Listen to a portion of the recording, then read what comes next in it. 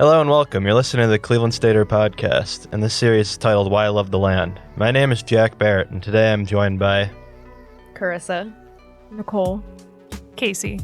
This episode will focus on music in Cleveland, and we want to start off by discussing the Rock and Roll Hall of Fame expansion.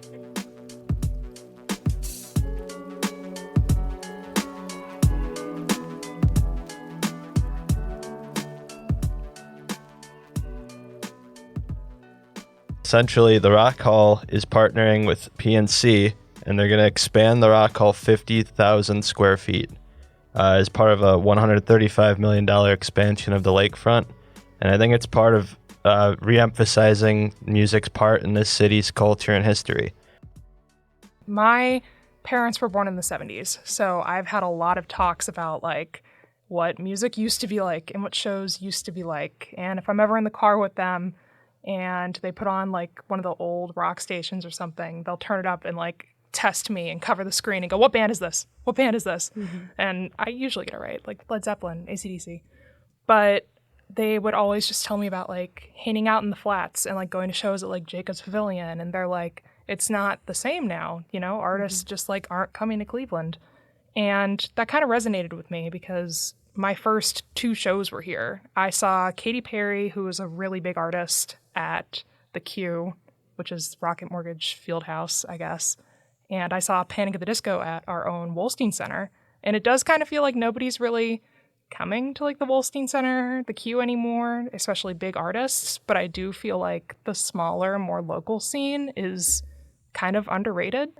And I wonder if there's like sort of an opportunity there, like with this like lakefront expansion around like the Brown Stadium or something, to like start trying to bring in those bigger acts back, especially because like, you know, 3 years like out of like the start of COVID, like things are kind of getting back to normal a little bit. I wonder if like we'll start seeing those bigger acts start coming back in the next couple of years. Billie Eilish was here a few years ago, and she did a show at the House of Blues. And today, like, I couldn't imagine her doing a show there, you know? And that's nothing against her. She's just a lot bigger now than she was then. But I do feel like we're kind of a city where a lot of artists start, like, a lot of good opportunities to do smaller shows and, like, build those fan bases.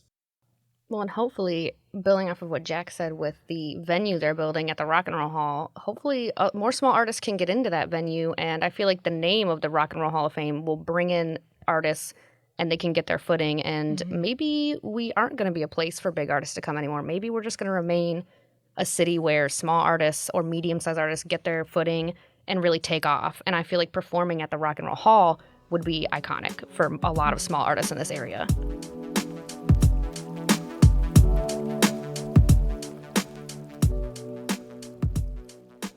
And that ties into what I want to talk about with music history in Cleveland. The Rock Hall was built in this area specifically because of Alan Freed, a disc jockey that not many people know about. His nickname was Moondog. He was born in Pennsylvania. He moved to Cleveland. He ran the WJW radio station, and he was solely responsible for playing R&B records on the airwaves for the first time. He helped build the foundation for rock and roll. He didn't coin the phrase, but he was the first person to say it on live air, and he brought it into the living rooms of every American at home, because back then that's what they did. They gathered around their radio, they would listen to the music, and he was the first person that did that. He also went out of his way to play songs by black artists and not the covers that were done by white people, which is what a lot of radio stations were doing at that time. He's really important to Cleveland and rock and roll history and worldwide also. Yeah, so actually, interestingly enough, Alan Freed, Moondog, is the Cavaliers mascot, and he was actually named after him. And Moondog was an early name of the Beatles. So it's really interesting how that's all tied together. But I think that he's just so important historically, nationwide, probably worldwide, and for Cleveland, just the way that he brought rock and roll to people when they probably weren't used to that type of music. Like, I can't imagine what type of music they were listening to, but I'm sure rock and roll was jarring for a lot of people, and hearing it in their homes on the radios was probably shocking. I don't remember if it was American Bandstand or a different like radio show, but my grandma, she grew up in East Cleveland when she was younger. This was back in like the 50s. and everything. And she would always go with her sisters and her cousins down to like wherever the radio show was filmed, but they'd have like Elvis Presley, they'd have like a bunch of the newer artists in rock and roll history. Like they would have them perform in like, I don't know if you like remember like the old like videos when they would show like the actual like all the people like dancing around to like the artist, and it Yeah. would be like the actual like physical location that they would film of the radio show. But my grandma would always go to those when she was growing up. She'd tell stories, and I feel like we don't have anything like kind of similar to that, as even though we were like when we are like the root of rock and roll.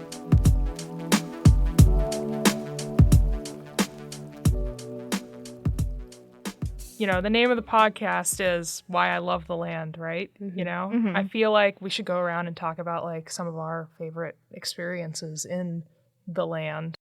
I mean, I guess it'd have to be my favorite 'cause it's the only like real concert I've seen in Cleveland. Was I went to the Agora and I saw this Ohio band called Camp, and it was a really great experience.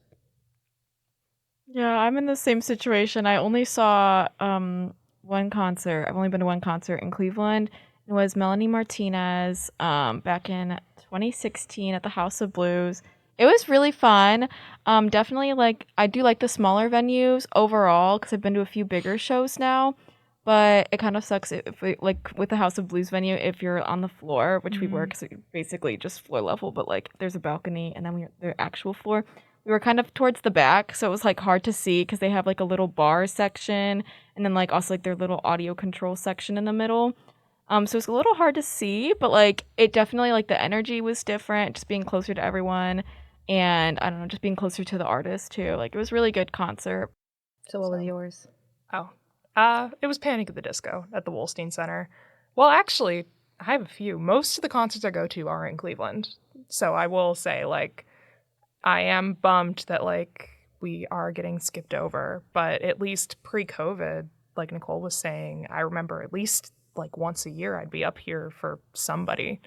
But Panic at the Disco was like my first real big band, and at that point I didn't know anything about Cleveland State because I was like 12. But it was kind of weird to come back like so many years later and be like, oh my God, I go to school here now. That's weird because nobody really does shows at the Wolstein anymore. I think my favorite show that I've seen here was a couple years ago. I saw Tool and Primus, and I'm a really big fan of those bands, so it was really cool. Primus came out with their giant cellos and their pig masks, so it was fun. And I go to a lot of small shows here. I go to the Grog Shop, I go to Mahal's, and I support my friend's band, the Static Wake, so it's a good time. There's a lot of really good small bands, and then there are some like more medium-sized artists that come through and they support those artists as well. So I think it's really awesome. I love the smaller music scene we have. But I don't know if you guys have been to Wonderstruck, the music festival at Lakeland Community College. It's not far outside of Cleveland on the east side. I went this year and they had Khalid, Ty Verdes, not the Strokes, another band similar to that, but it was a lot of like big name artists, and it was really awesome seeing their shows. And it's not far out of the way from Cleveland. Yeah, I actually work at a Starbucks close to there, and there were so many people coming from out of state. Like we had people coming from Toronto that were coming down to that festival. It's definitely like a must see if you're in the area for it or like free that weekend. It's always like August, right? August? Like it was in August. Like a weekend in like late August. Yeah, you guys mentioned but Mahal's yeah, a couple it's times, really and good. I mean that's one of my favorite like smaller venues like in the Cleveland area. I just think Lakewood in general is kind of like there's actually a pretty good music scene going on in Lakewood. I don't know if this is technically music, but we are a very, very good area for musical theater. And occasionally musicians come to play House Square. I don't know if there are any this upcoming season, but for sure I think that along with the Rock Hall is kind of one of the things that makes Cleveland stand out. And I do wish more artists would take advantage of the fact that we're like the number 2 theater district next to Broadway in New York, you know? So yeah, I mean, if you're into musical theater, this is the place to be. Well, aren't they redoing all of the marquees They in are. Playhouse Square? They're actually unveiling them in 15 minutes. Wow. Yeah. So They're very so exciting. nice. That's exciting. Well, hopefully that'll bring in some bigger artists or some different artists that can come into this area. And Yeah, I'm definitely glad that the city is seeming to kind of invest into like the arts a little bit more. I do think musical theater is like another like aspect that like could probably be capitalized on in the area. And I do feel like when we finally do have something like really good, we try to base our entire economy on that. LeBron James. And now we need to turn our attention from sports in this city to music, because our music scene and our history in music is way stronger and more interesting than anything that our sports teams have almost ever done. I agree. I mean, they chose Cleveland for the Rock and Roll Hall of Fame. Like, that's a national landmark, and they decided to put it here because we're like, I mean, we are where rock originated. It's important to shine a light on the things that we love about Cleveland and share the passion behind this industrious city. We at The Stater hope you enjoyed this episode, and we'll hope you'll tune into future episodes of Why I Love the Land.